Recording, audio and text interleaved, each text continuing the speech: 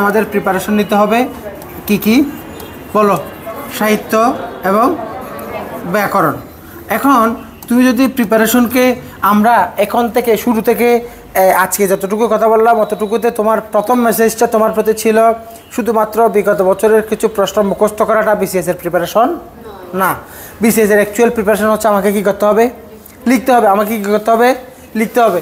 লেখাটা কি গতানুগতিক লিখে A+ পাওয়ার পরীক্ষা নাকি সবাইকে ছাপিয়ে যাওয়ার পরীক্ষা?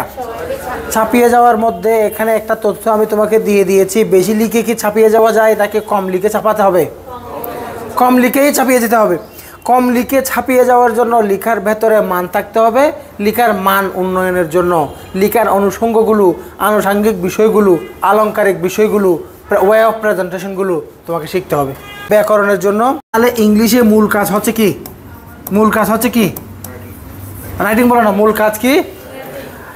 এখন তোমাকে যদি সারা বছর গ্রামার শিখাতে থাকি, সারা বছর গ্রামার শিখাতে থাকি, তাহলে পরে দেখা যাচ্ছে গ্রামারগুলোকে আমরা ইমপ্লিমেন্ট করতে পারি না। এই জন্য আমরা প্রথম দিকে একেবারে আবার দেখা যাচ্ছে তোমাকে যদি শুরুতেই রাইটিং নিয়ে কাজ শুরু করি তাহলে গ্রামারের একেবারে লাইনে লাইনে পদে পদে গ্রামার ভুল হতে পারে। এই জন্য আমরা বেসিক কোর্সকে এমনভাবে ক্লাসগুলো করাচ্ছি, রাইটিংয়ের ক্লাসও হয়েছে আবার গ্রামারের ক্লাসও নিচ্ছি। তাহলে গ্রামার প্লাস রাইটিং দুইটা বিষয়ের সমন্বয়ে এমনভাবে আগাবো, এখানে ভোকাবুলারি নিয়ে কাজ থাকবে, ভোকাবুলারি ওয়ার্কশপ থাকবে আলাদা করে, ভোকাবুলারি ওয়ার্কশপ থাকবে। এখন প্রত্যেকটা স্টুডেন্ট এখানেই সমস্যাটা, তুমি জিএস ক্যাডার হবা কি হবা না, তুমি ক্যাডার পাবা নাকি নন ক্যাডার পাবা, বিশেষ পরীক্ষায় তোমার দৌড়টা কতটুকু শুধুমাত্র ডিটারমাইন করে ইংলিশ। এই অর্থে কেন বলছি জানো, মনে করো বিজ্ঞানের প্রত্যেকটা বিষয় বিসিএসের বিজ্ঞানটার নাম হচ্ছে দৈনন্দিন বিজ্ঞান। দৈনন্দিন বিজ্ঞান কেন নাম দৈনন্দিন জানো? আমাদের জীবনের সাথে সংশ্লিষ্ট যে সকল বিজ্ঞান দরকার ওই জিনিসগুলা।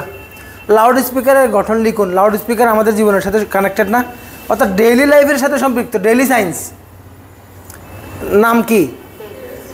ডেইলি সায়েন্স উনি একেবারে প্র্যাকটিক্যালি জিনিসগুলো দেখিয়ে দেবে। যেমন বায়োলজি পড়ানোর সময় এমনভাবে তুমি নিজে ওই জায়গাগুলার গড়ের প্রাইমারি বিষয়গুলো নিজের জীবনের জিনিসগুলো জেনে যাবা, অত ক্লিয়ার করে দিবে।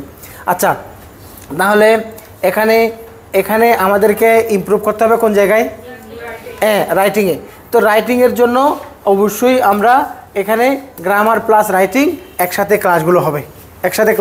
ক্লাসগুলো হওয়ার জন্য এখানে প্রথম বছরে দ্বিতীয় বছরে আমরা ক্লাসগুলো নিব লেকচার শিট ভিত্তিক, কিন্তু প্রথম বছরে আমরা এমনভাবে রাইটিংগুলো শেখাবো যেন যে কোনো একটা স্টুডেন্ট যে কোনো বিষয়ে ইনস্ট্যান্ট লেখার যোগ্যতার অন্তত তার ডেভেলপ হয়। আমি বুঝতে পারছি? এই জন্য ইংরেজি ক্লাসগুলো কোনোভাবে মিস করা যাবে না। বেসিক কোর্সটাতে কয়টা স্টেপ? 3টে স্টেপ। স্টেপ 1-এ তোমাদের কী কী কাজ এগুলো বলে ফেলি। যে প্রথম কাজ হচ্ছে তোমাদের 9-10-এর বইগুলো লাগবে, সবগুলো বই। তাহলে স্যার 9-10-এর ফিজিক্স কেমিস্ট্রি কি লাগবে? হ্যাঁ, আমি ইংরেজি হচ্ছে গ্রামারের কিছু ক্লাস দিবে এইটুকু আর কি না।